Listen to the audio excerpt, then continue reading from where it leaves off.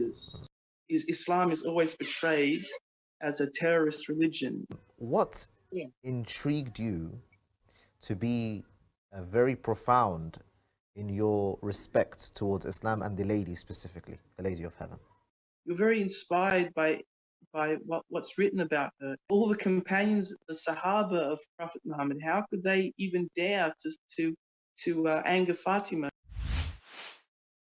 Yoel, can you hear us? Yes, I can hear you very well. Welcome, Yoel. You are on the show. We hear you clearly. Okay, Baruch Hashem, Alhamdulillah. Ground is yours. Go ahead. Okay. First of all, I want to congratulate you on the film, The Lady of Heaven. I haven't seen it yet, but inshallah, I will get to see it in Australia very soon. I just have to find a cinema. Also, so I've been studying Islam for quite a few years, and it's been a very interesting experience, to say the least. I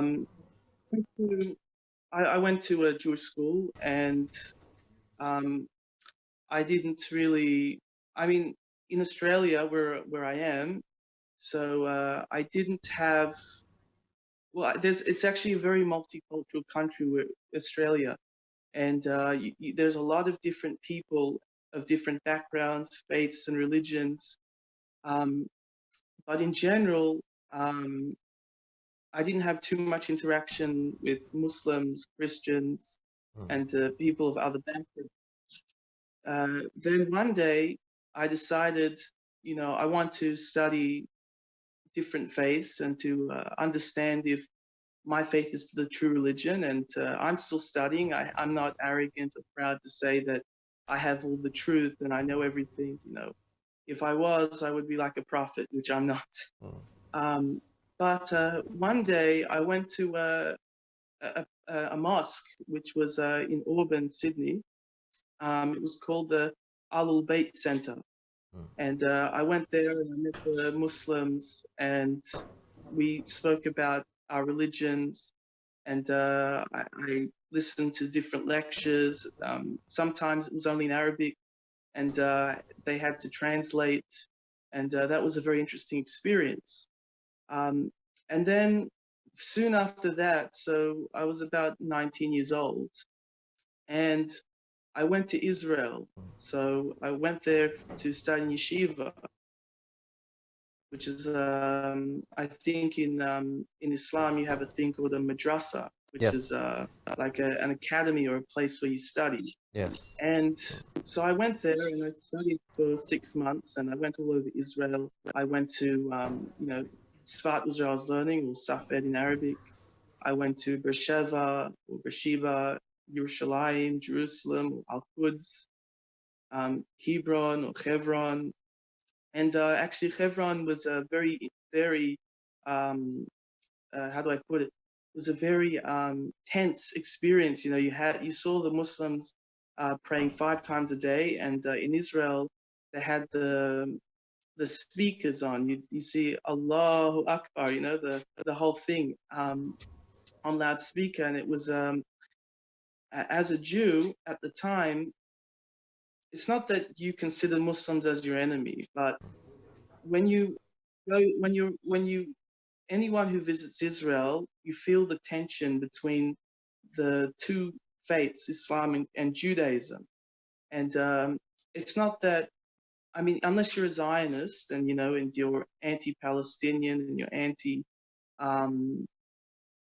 Islam in general, but for most religious Jews like myself, we have nothing against Islam. We have nothing. We have no animosity towards Prophet Muhammad, alayhi salam, or anything to do with Islam in general. If there is any animosity within the Jewish people, it's because of the politics, with the Western media, or in Israel you have Islam is always portrayed as a terrorist religion, you know. So, you know, if you talk about Iran, or Iraq, or Saudi Arabia, any of those countries, you know, everyone thinks, you know, a Muslim, if you go too close to them, they'll blow themselves up, or they'll shoot you or something, or stab you. So there's a lot of misconceptions about Muslims. And, you know, when I studied the Hadiths and I studied, you know, the Quran, so the Quran is a very common sense religion, and a lot of people find it hard to believe, you know. And I know a lot of people are going to disagree with me on that, you know, in the world, but you know, Islam treats the people of the book, the people of the kitab, the scriptures, as not as friends necessarily, but they respect them because they were part of the three major religions. And if you talk to any Muslim or Jew about the golden age of Spain, you know, even the most Zionist Jew, you know, or the most Zionist person would say, you know, that was a great time. The Jews and the Muslims flourished, and this was great. You know, and our religions are so similar. You know, it's amazing how similar Islam and Judaism is. You know, you're mentioning very good points actually. It is very precise what you mentioned from a historical standpoint. Muslims and Jews lived simultaneously together in a very peaceful manner, and actually the film covers this matter. Actually, the film, you would know that when the Messenger of God, blessings be upon him, and his family enters into Medina after the migration, he comes with his entourage, and he, after the arrival of Imam Ali alayhi salam, the Lady of Heaven, and he gives a script to Bilal, the mu'adhin of the Prophet, the known figure. And I know Bilal knows what to do. He goes and he proclaims the speech of the Messenger. So he brings forth the writing on the animal skin, and begins to recite this known announcement of the Messenger sallallahu alaihi wasallam, where he stated that all shall live peacefully, Christians, Jews, and non-Muslims, and they shall live together in righteousness. This is actually a matter that is stipulated in the books of history, and a thing that is very important, and is often unknown actually, is that the Messenger of God, Muhammad sallallahu alaihi wa alihi, actually had two, you can say, very close friends who were Jews. They were very close to the Messenger, and the Messenger used to have dialogue with them often, and they used to be with the Messenger despite being different. And come later, those two Jews, their names are recorded, but now I can't remember them. They, after the demise of the Messenger, blessings be upon him and his family, they came to Islam, they embraced Islam, and they were with Imam Ali alayhi salam in the Battle of Siffin, and they were martyred there. Without a shed of a doubt, without a shed of a doubt, we as Muslims and Jews, Christians, the Quran actually speaks of showing birr to them, birr, which means having a kind friendship with them and treating them very, very kindly. What you can say the issue lies is a matter of politics. When we look at history, for a long time span, we don't see these problems. We really don't see them from a historical standpoint. But in this age, after 48, right? 48. The issues with the Sykes-Picot agreement and Israel becoming a state and occupying the Palestinian lands, this is where the spike really emerged. This is where there was a split. When we go back, we don't see the split. We see Jews and Muslims living simultaneously in peace. Yeah, I agree with you. And it's very unfortunate that, not so much in history, but it's very unfortunate that in the Arab Muslim world, there's there's a conception that, you know, if the Jews are with the Shia, they're the enemies of the Sunnis, and if the Jews are the friends of the Sunnis, then they must be the enemies of the Shia. And it's true that sometimes, you know, Israel will play two sides of the fence. You know, they might, you know, if it's politically to their advantage, they will side with the Sunnis, and if it's politically advantageous with the Shia, then with the Shia. But I myself don't agree with the policy of Zionism. I do believe that Jews should be allowed to live in the land, but I don't believe in stealing the Palestinian land. I don't believe that we should force ourselves to live there. And actually, if you look, actually the Quran even says that because we sinned, because we didn't listen to God and the prophets, so he exiled us from the land. And, you know, and we're waiting for the Jewish Messiah. You call him Al-Masih, Al-Masih, I think, and we call him Mashiach. Mashiach, yes, I know. And yeah, so we're waiting for the Mashiach to come and bring world peace, or even the Mahdi, the same type of thing, you know. But the thing is, there's also a thing in the Jewish world, and also even in the non-Jewish world, where you have this stigma between Jews and non-Jews, you know, and it's not that Jews have anything against non-Jews. That's totally incorrect, you know, but there are lots of laws that separate the Jews from the non-Jews, and the reason for that is because, you know, we have to be holy, we have to, you know, separate ourselves from the idol worshippers, the pagans, you know, and we try to live very separate lives to not assimilate, not to intermarry. And so I'll just give you a couple examples. I don't know what it is to our discussion, but I'll just bring it up. There's a law in the Shulchan Aruch, the Code of Jewish Law, that, you know, we can't share bread with a non-Jew. You know, and the reason is because if you eat in the home of a non-Jew, even if it's 100%, the fear was that maybe you'll become friends with them, you'll marry them, or your children will marry them, and then the Jewish people will die out.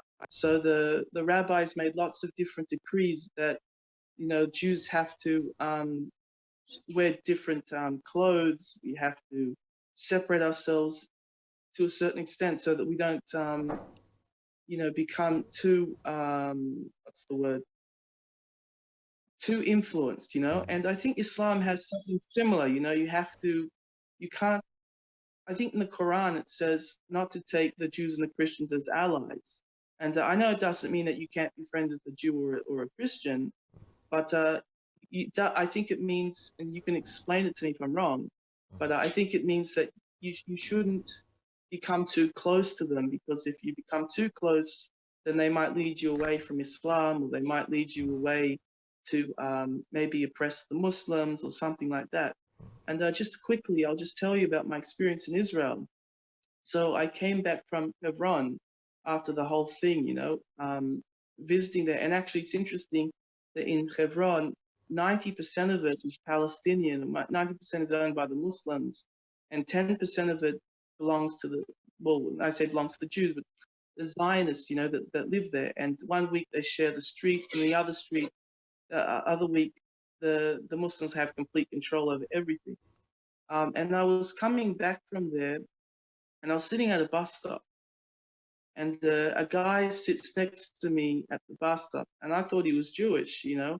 And I said, I don't like these Palestinians, I don't like these Muslims, you know. And I was just ranting and ranting and ranting. And then the guy just listened for like, I think 5 minutes, you know, and he said, by the way, I'm a Palestinian. And I was just completely silenced, you know, I didn't say anything. And he told me, he said, you know, he says, there's no reason for us to be enemies. There's no reason for us to dislike each other. He said, this is just politics. And you know, in the world, you see, even in the Muslim world, you know, you see many regimes, many countries that oppress Muslims, and, you know, and no one wants to stand up against oppression. No one wants to stand up against, you know, what's wrong, what's sinful. And I think I went onto Wikipedia and I looked at Sheikh Yasir al-Habib's story. You know, I think it said he came from Kuwait, and you know, this miracle happened. You know, he went to jail, and he wasn't supposed to be released, and then he gets this letter that he can be released, but it turns out to be a mistake. Correct. And he quickly leaves the country, and he comes to Britain, you know, and then he starts this whole Islamic revolution. And I'm really impressed and inspired by Sheikh Yasir al-Habib. And so, but to talk about Shia Islam and Sunni Islam, so I started studying Sunni Islam first, because 90% of the Muslims are Sunni.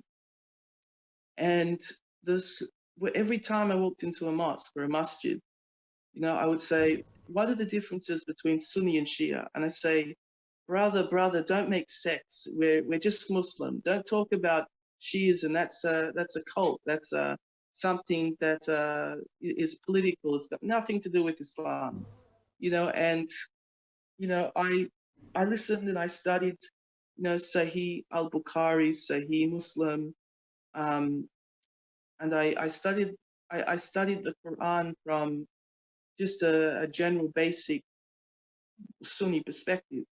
And then I started going further and deeper into the matter. You know, I saw that there are 5 different schools of thought, you know, Hanafi, Hanbali, Jafari, and so on, you know. And so I thought to myself, you know, I want to know the other side of the story. I don't want to just know the Sunni side of the story. I want to know the Shia story. So I started researching. And I had a friend, I think in year 12, his name was Mikhail, and his story is very interesting. His father was not Jewish, but he was of a like an Armenian background, you know, Russian Orthodox Christian. And his mother was Jewish, but she converted to Shia Islam. And she would go to Iran quite often. And you know, we were talking about Islam and about this stuff, and we started talking about the event of Ghadir Qum. We started talking about, you know, the different historical things that happened. And what's really interesting is if you look at the time when Prophet Muhammad alayhi salam passed away.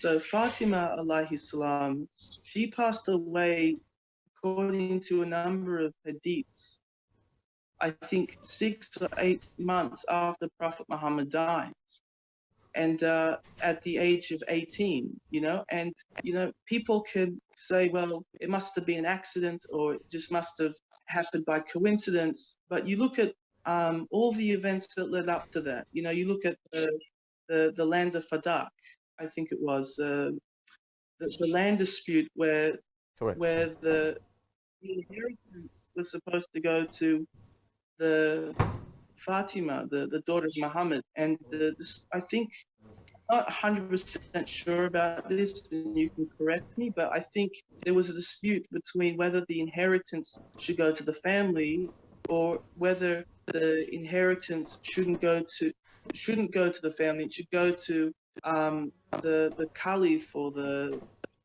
Jama'ah, the community. And you look at Islamic law. Islamic law clearly states, and I think even the Quran says somewhere, it says that Allah commands that Solomon inherited David.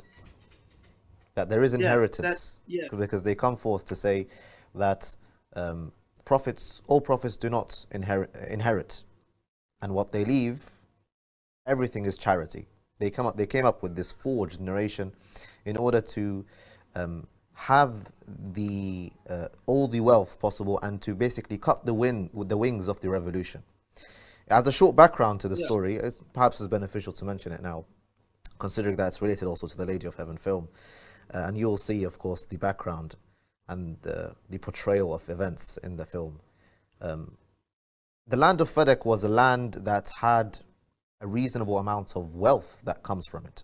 There were people who lived there, and it wasn't like a small garden or a small piece of land. Rather, it was a city. It was a city that people used to live in, and there was business going on. There was shops, there were houses, as a normal city that would be. And there used to be obviously revenues or wealth coming from the land. And Abu Bakr, being the shrewd politician that he is, now we do mention that Abu Bakr is an evil individual. Abu Bakr is, was ignorant in matters of religion. In the books, as it is narrated, even in their sources, that he did not know certain meanings of the Quran. And of course, the Caliph must be, as successor, must be very well acquainted with the book of the Messenger in order to be his Caliph, in order to be his successor, his representative. He must be very acquainted. That was not in Abu Bakr. However, that is not to say that he wasn't very shrewd. He wasn't very, malicious in his political mind, let's call it. So he recognized very well that if I was to let this land be for Fatima and Ali, they would have one of two things that they need in order to uprise and make my baby government, newly found government, broken and tear it apart, basically. One of the two things were wealth, right? They need wealth, and they need men in order to have, remove the usurper from his power. So he realized that with wealth, if I was to cut the wealth, the men won't be interested.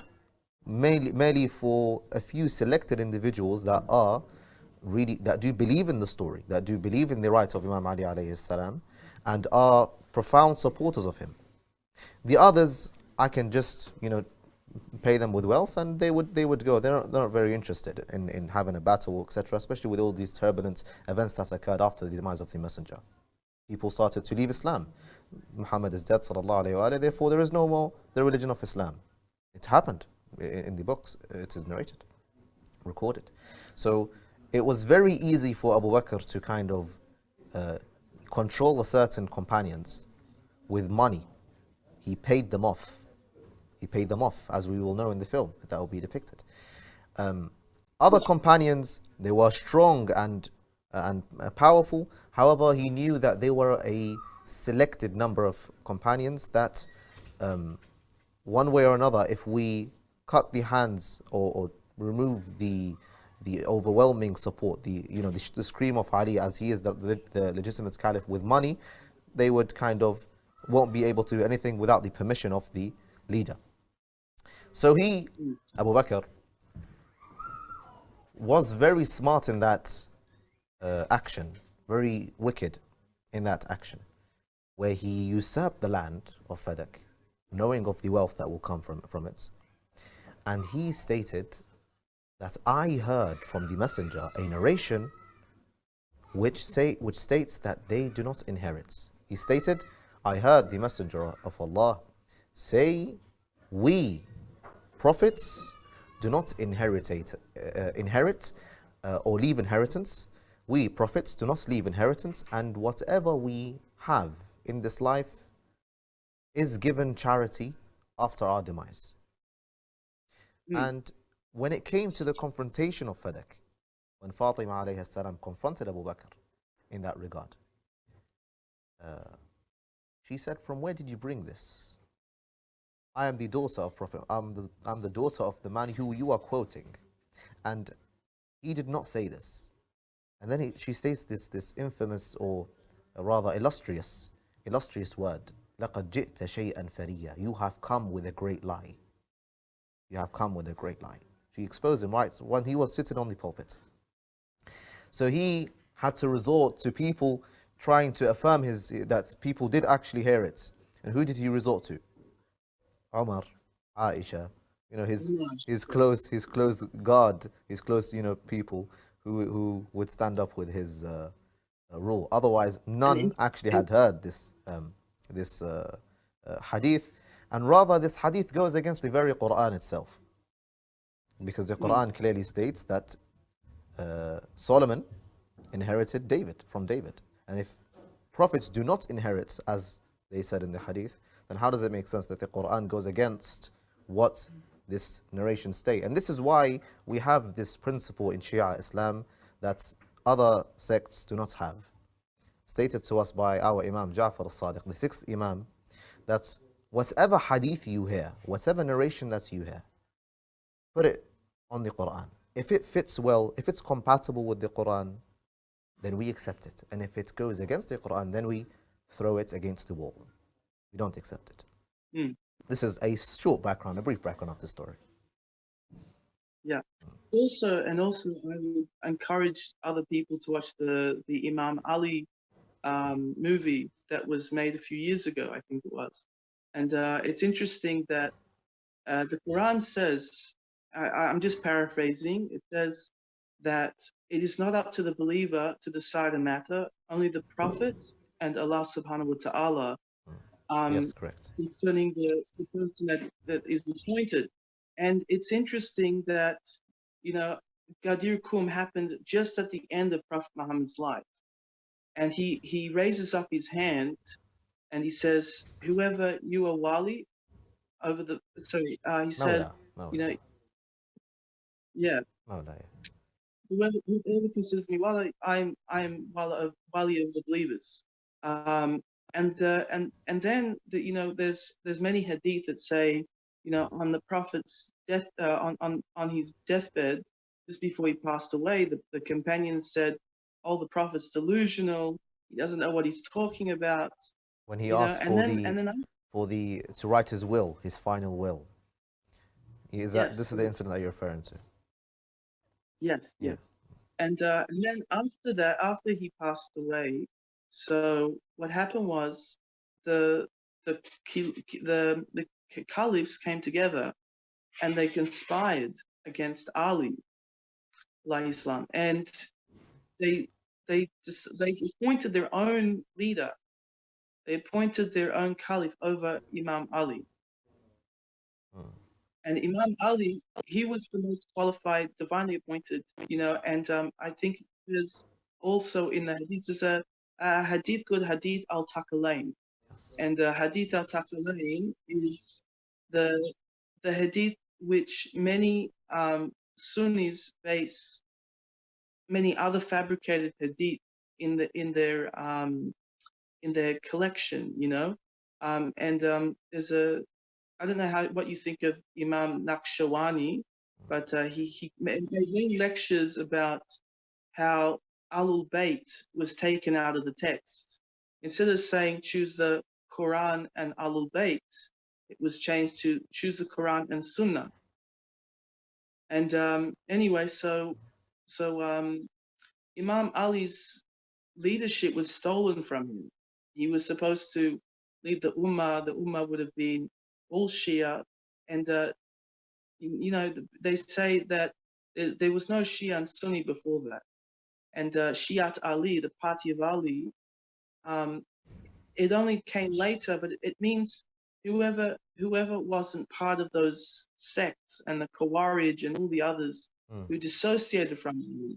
So really, if we apply the term Shia or follower, so really everyone who was on the right path of guidance was a Shia. You know, we should have one day a show where we speak about these matters. These are very good and interesting matters about, you know, where you are in your research, and where it's very, you know, intriguing to see your journey and where you are and what makes you so interested in that regard. But that should be left for a different time. I want to ask you a question here. What intrigued you to be very profound in your respect towards Islam and the lady specifically, the Lady of Heaven? Okay, so I'll start with your first question about Islam. So for me, it was the fact that Islam isn't a terrorist religion. It's not a religion that's like ISIS or Daesh. And that was actually, I saw the trailer, you know, where they put the guns up in the air and everyone's running away and they're shooting them.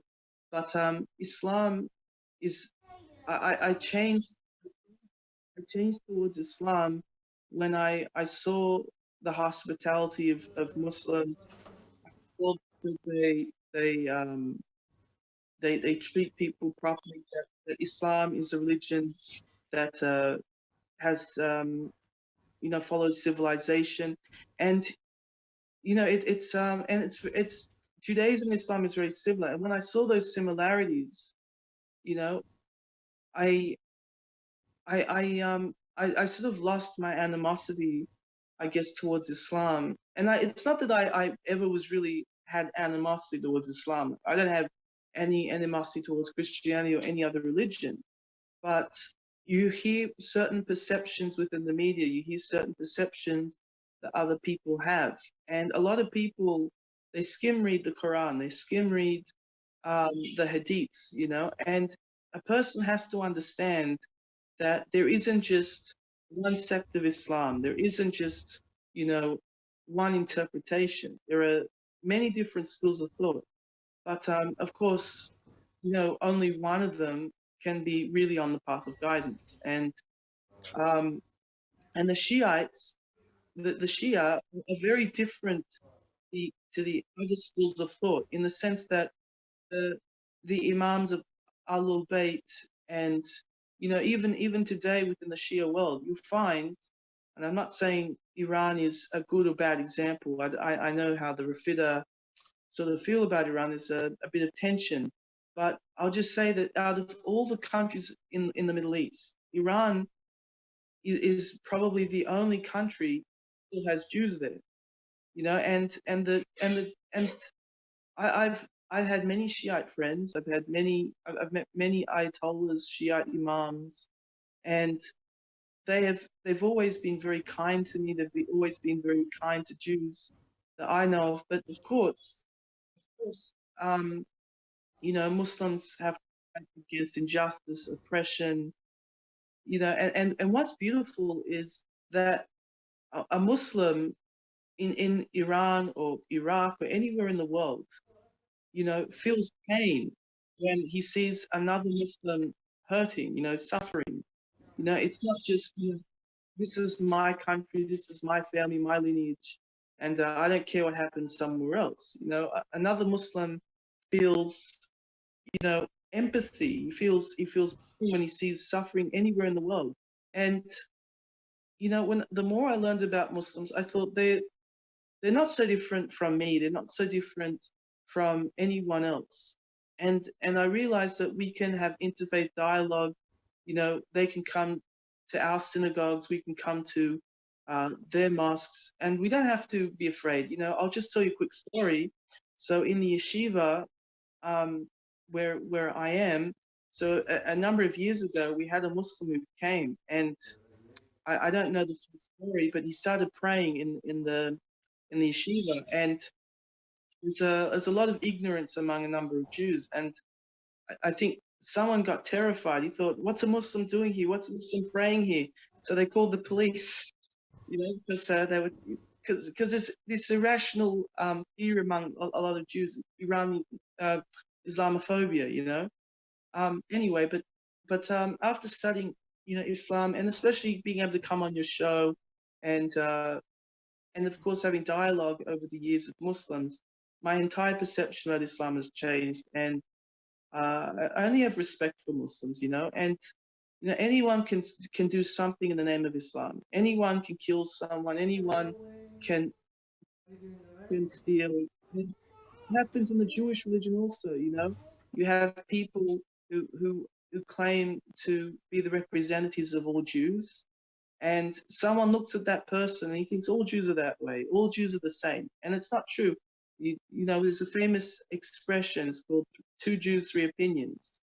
And I've met Jews from all walks of life with completely different ideas. You know, there's not. I don't think there's even one Jew that's the same. You know, if you had, Of course, if you without counted a doubt, all of yes. the, We yeah, if you understand, look and at the all film, the I would say the film will clear a lot. So you had to go through, the sources. You had to go through reading and researching Yeah. Islam So after having your yes, friend's story and relation with you.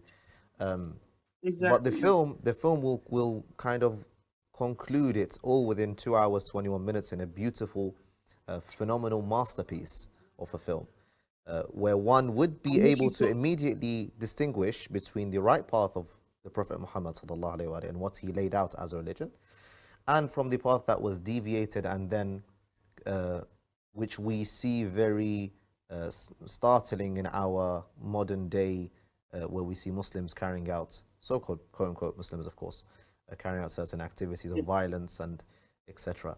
I would like you to shift more on the lady right now. I would like to shift more on the lady. How Okay. is your connection with the lady? What makes you so profound in the support to this film? Well, first of all, I think the film is accurate according to the history, or as accurate as can be. I haven't seen the actual film yet, so it would be dishonest if I said that I knew exactly what was in the film. But I trust that everything that was put into the film was carefully researched, um, based on the best hadiths and the sources. So you know, I'll be interested to see that, and then to do more research into the film. But as for the Lady of Heaven, or Fatima al-Zahra, so Fatima, she is such a beautiful person. She's someone who is humble, someone who is kind, someone who, she's in Hebrew we call it tzedekis, or real righteous woman. And everything that she did, you have to, even if you never met her, you feel this. Uh, she must have been a very righteous person. She must have been a very holy person, and you're inspired when you watch the film, I'm sure. But you're very inspired by what's written about her, and and it's very sad and tragic, the history, to see that she was the daughter of the Prophet Muhammad, and a lot of people made this point. I mean, how could anyone treat her this way? And all the companions, the Sahaba of Prophet Muhammad, how could they even dare to anger Fatima? A lot of people have quoted the hadith: "Whoever angers Fatima angers me," or the Prophet Muhammad, alayhi salam. And you think to yourself, the Sahaba are righteous and they're good people, and there was never any sectarian differences even during that time. How is it that you have the Battle of the Camel, or many of these wars that happened between the Sunni and the Shia, and you read the what is it called, Naj al Balaga, Balagha, uh, Nahjul Balagha, yes, correct. right, that's right. Precisely. So you read that and you see how I there's a it's written in there that Imam Ali was tied on his back or on his stomach, and he was pulled by the horses, as it was riding, and he was being cut and bruised by the earth, that was pulling him.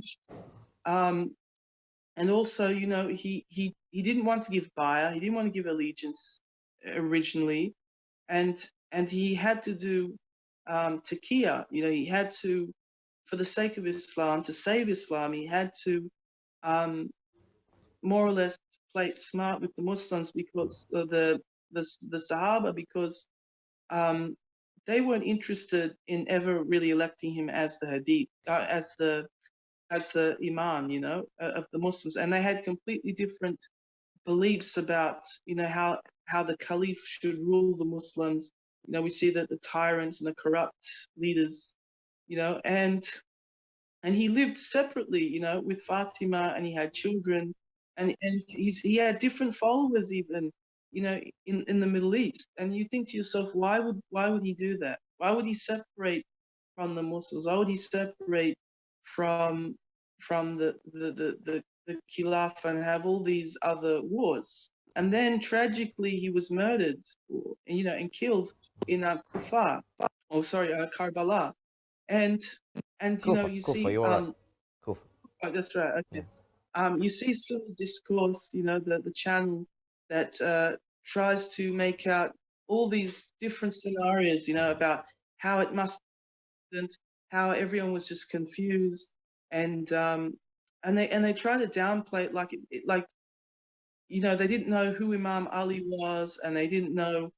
I think they come up with these conspiracies, Ibn Saba, and all the rest of it.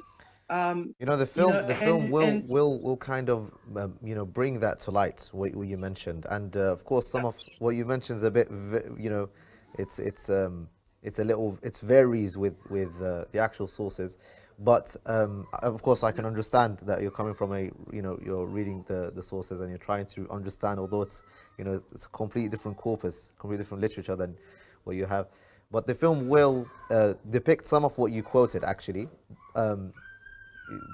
But the Imam alayhi salam actually did not accept to pay allegiance. That's something that is denoted. okay. Yeah, it's well, actually well stipulated that the Imam actually did not refuse to pay allegiance, and rather did not practice taqiyya at all. He profoundly isolated himself in his house for 25 years, and hence why you see that there isn't any you know, there's always a, you know, clash between the household of the Prophet and the government, and that's actually quoted by a known figure by the non-Shias from the Bakri side, the so-called Sunnis. They have a scholar called Ibn Khaldun, and he writes in his book, his history book, and it's very revered.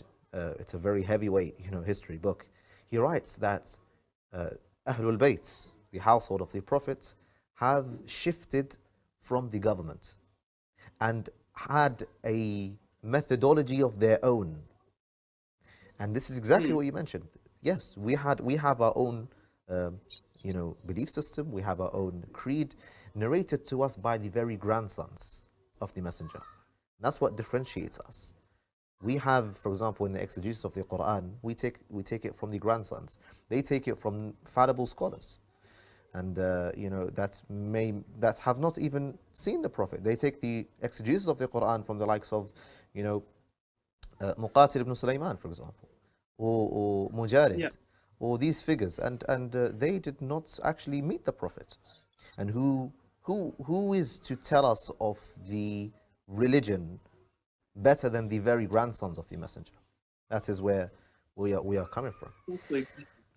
I wish you a very prosperous journey in your research, and I would urge you to continue reading and researching, and perhaps there will be another time where we can guest you once again and learn from each other and carry on this healthy dialogue. And I pray that one day you will join the Tava and you will be embraced by the Rakhamim of the Almighty, and I wish that you have a prosperous future, inshallah. Thank you very much, brother. You're well. Amen. Thank you so much. No worries. Nice to be here. Thank you very much. No worries. Thank you very much. Wa alaikum.